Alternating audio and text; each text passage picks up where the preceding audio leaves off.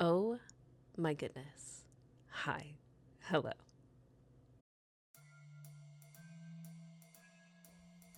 Welcome to the Love Siren Podcast, your weekly dose of enchantment for the modern romantic.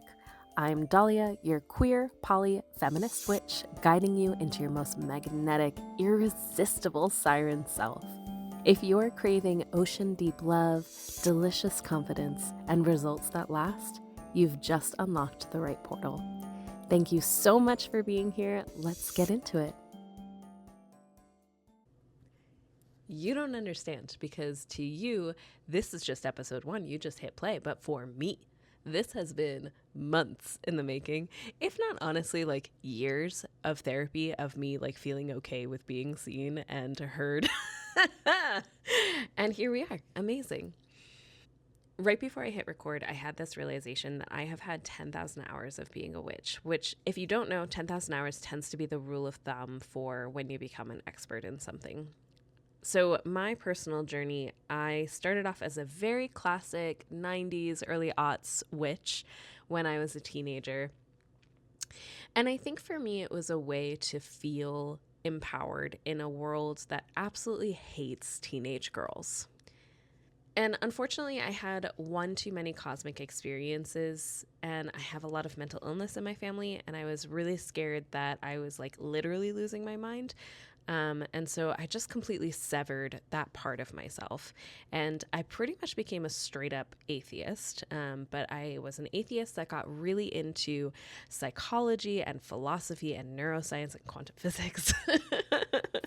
All of these things that are just trying to explain the inner landscape that we have inside of us. When I was 29, I finally came back to witchcraft because I was like, okay, I'm pretty sure I just got like regular, degular anxiety, depression that just kind of comes with living in this capitalistic world. And I'm so glad I did because I find that that sense of empowerment that I was searching for when I was a teenager has only amplified as I have become this adult person. I am queer, I am non binary, I use they, them pronouns, but I present very femme, and I don't mind when people still refer to me as a woman because women are fucking badass and hell yes. Um,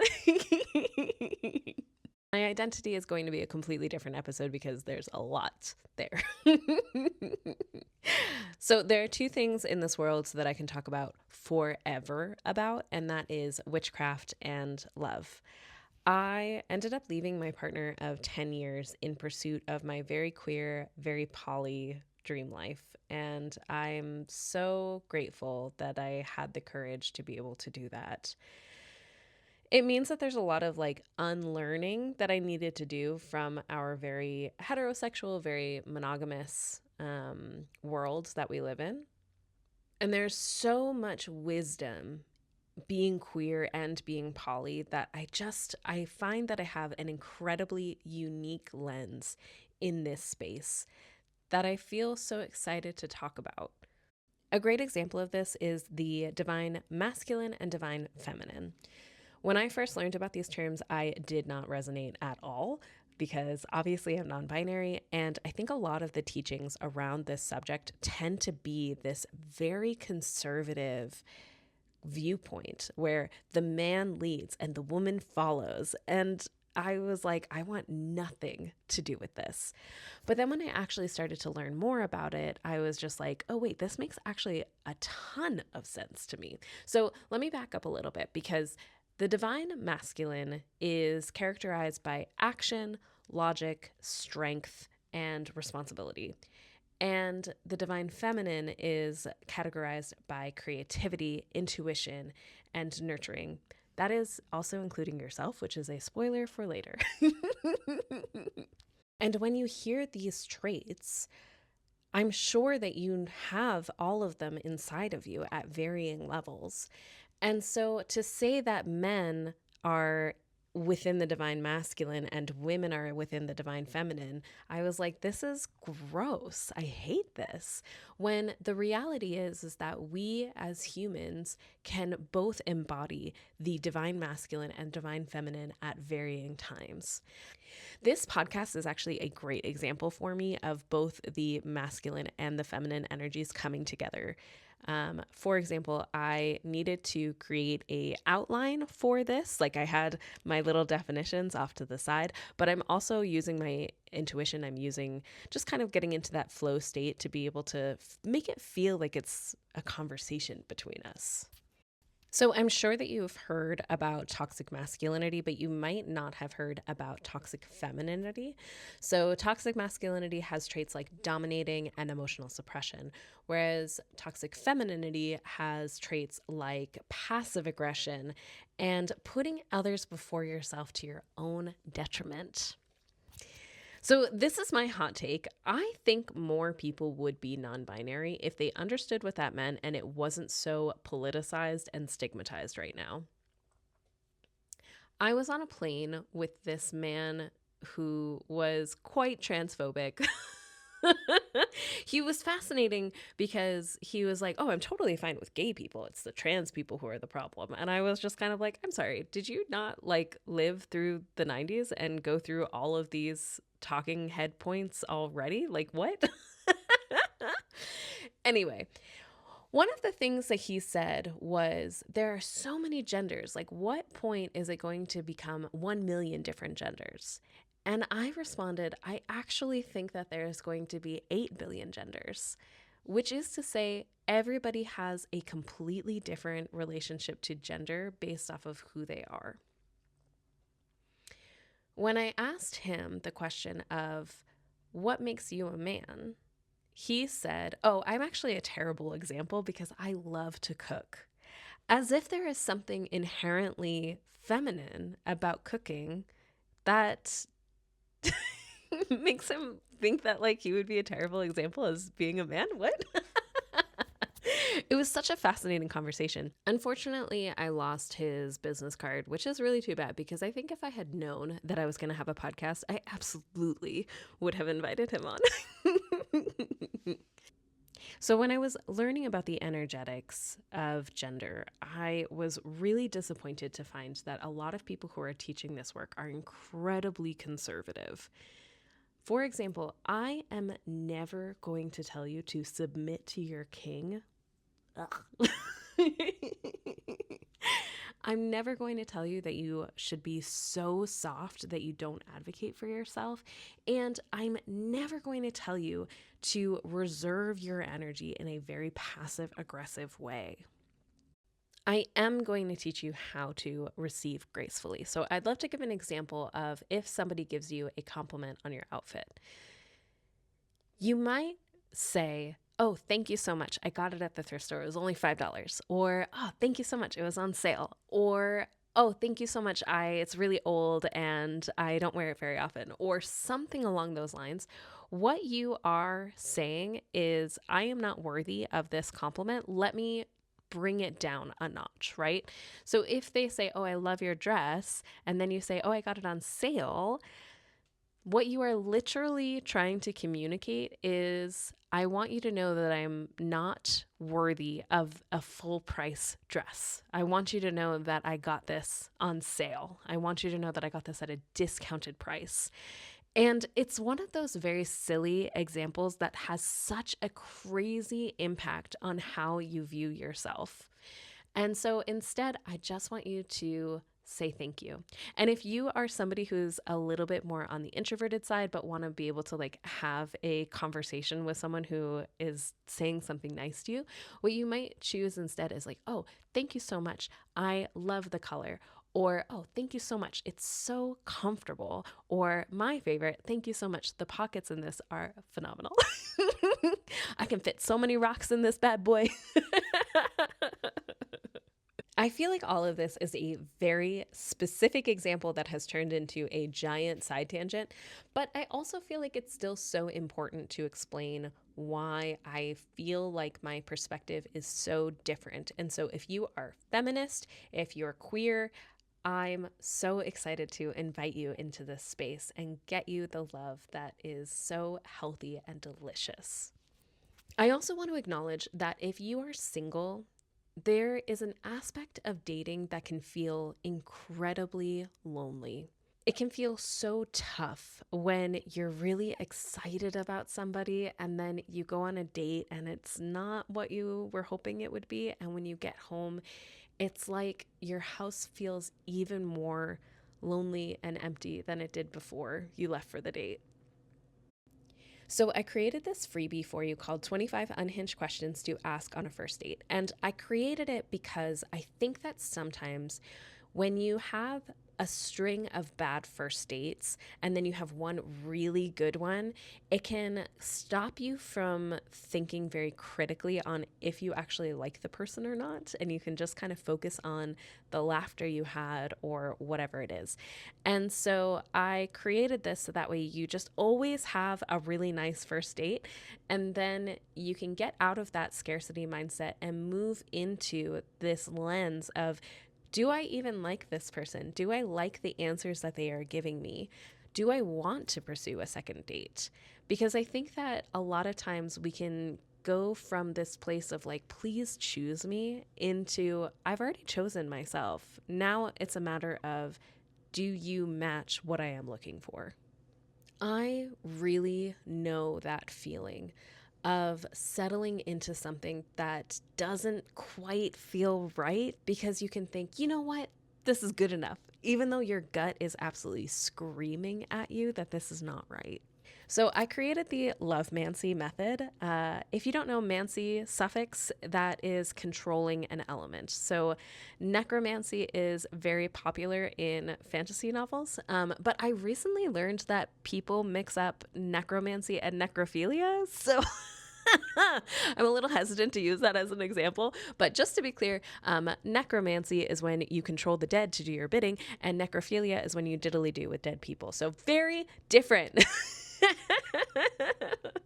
So the first part of Lovemancy is falling madly in love with yourself. Because if you only love yourself 20% and then you meet somebody who loves you 40%, all of a sudden you're going to think, wow, this person loves me so much, even though they love you less than half the amount that you should be loved. And then the second part is, before we can even talk about partners, we want to get radically honest about how you want to live your life. We get crystal clear on, how do you want your days to feel? What is your relationship to rest and ambition and freedom and pleasure? Do you want to travel often, or do you want to nest deeply? How much alone time do you actually need in a day, a week, a month, whatever it is? How do you like to spend your evenings, including things like TV, hobbies, doom scrolling? Getting radically honest about all of these things, because you might be a person that is like, I don't really want to have the TV on every single night. But you might be attracted to somebody who plays video games every single night. Is that going to be okay, or is that not going to be okay? The goal here is to stop fitting yourself into relationships and instead invite relationships that fit into your real life, your real ideal dream life. The next part of the Lovemancy method is reprogramming all of the trash. So this is where we lovingly take out all of the mental garbage that you might have learned either from society, from your parents, from previous relationships, etc. A lot of the dating frustrations that people experience come from outdated stories or inherited beliefs or nervous system protective assumptions that are just simply no longer serving you. We don't shame these thoughts. Instead, we're witches, we transmute them. So these are some examples that you and I might work on that are elevated and embodied examples of previous beliefs that you might have about yourself, and then how we transmute them into something that serves you well. So the first one is, everyone I like ghosts me. And we would transmute that to, I am learning to recognize mutual interest early. I attract people who communicate clearly and consistently. You might say, dating apps are the only way to meet people and I hate them. And we might transmute that to, I have multiple pathways to connection and I am open to being surprised by where and how I meet people I'm excited about. You might say, all the good ones are taken. And to that I say, There is no expiration date on love, and people who are ready for the kind of partnership I want are finding their way to me. The last one is definitely my most controversial, and that is men are trash. And I want to be so abundantly clear that when I say this, I'm not coming from a place of not all men. I'm not coming from a place of excusing men, because when we say the phrase men are trash, what we are actually saying is I hate the patriarchy. I hate men who uphold the patriarchy. I hate men who make me feel unsafe. All of that is very valid. And it is important to take all of that into consideration before your first date. If you and I work together, we would absolutely discuss talking about deal breakers before even beginning flirting, before even the first banter begins. I always ask my deal breaker questions up front. And the thing is, I don't understand why more men are not feminist, because I feel like me as a feminist, I am one of the only people who is saying to you, I believe that you can change. I don't believe that you are inherently a rapist. I don't believe that you inherently believe that I am beneath you. I truly believe that if you just thought that women were dope, your life would change dramatically. Anyway. And I want to talk to, if you are somebody who is saying men are trash, I don't want to take away from that anger, because I think it is critical. I think it is so important to have that anger propel us into a new society that isn't one baked in patriarchy and misogyny. But I do think that if men are trash is something that comes out of your mouth frequently, that is ruining your dating life. So I want to change men are trash to I am becoming more discerning. And as I do, I notice more emotionally available, values-aligned men entering my orbit. The goal of these language shifts is to change from becoming this very defensive, scarcity-based beliefs into grounded, expansive truths that your nervous system can actually start to believe. And this is not coming from a toxic positive place. I do not believe in that. This is coming from trying to get your energy into an accuracy that will help you call in all of that healthy and delicious love. You also might notice that I keep using the phrase, I want you to find healthy, delicious love, instead of the more popular phrase, the love that you deserve. And I do that very intentionally, because if you are someone who struggles with worthiness, if you struggle with self-esteem, even if you are someone who is confident but doesn't have very good self-esteem, the concept of love that you deserve can accidentally cause you to panic, because you're like, oh no, I don't deserve anything. I was with somebody who loved me 40%, like I had mentioned earlier. And I remember the feeling of being so happy to be chosen that it meant that this person didn't have to do anything for me. I was just so happy to be there that I was able to just give them everything. Genuinely, I think if I had said, you can just have my arm, I think they would be like, yeah, all right, I'll take it. And just put it in a closet, I do not think that they had my needs in their orbit in any way. They were just happy to have a cute, bubbly femme as a partner and the status that that gave them. The last part of the Lovemancy method is your siren call. And this is all about magnetism, safety, and that embodied attraction. So once the foundation of your self-love and getting very clear on what you want out of your life and getting rid of all of those outdated stories, we start activating your siren call, which is your natural and magnetic presence. Everybody has this inside of them. It's not about performing or chasing or putting yourself out there harder. It's about regulating your nervous system so that way all of the connections that you experience can start to feel safer. I want you to release your hypervigilance and the over effort that you can put in before the person deserves it. I want your authenticity to do both the attracting and the repelling, because magnets both attract and repel. What I mean by that is when you are able to attract a partner that matches your world, it will also help you repel the things that don't fit for you. When your body feels safe and at home inside of yourself, it means that your boundaries can be very clear and very sharp. So anything that tries to penetrate those boundaries gets immediately cut off. And the side effect of that is that you can become so much softer inside of those boundaries. You can be more playful and more present. I want you to stop auditioning for people. I also just want to make sure that I explicitly say that if you are a man who is pursuing women, this work is also for you. You also get to benefit from all of this witchy, queer, poly advice and wisdom.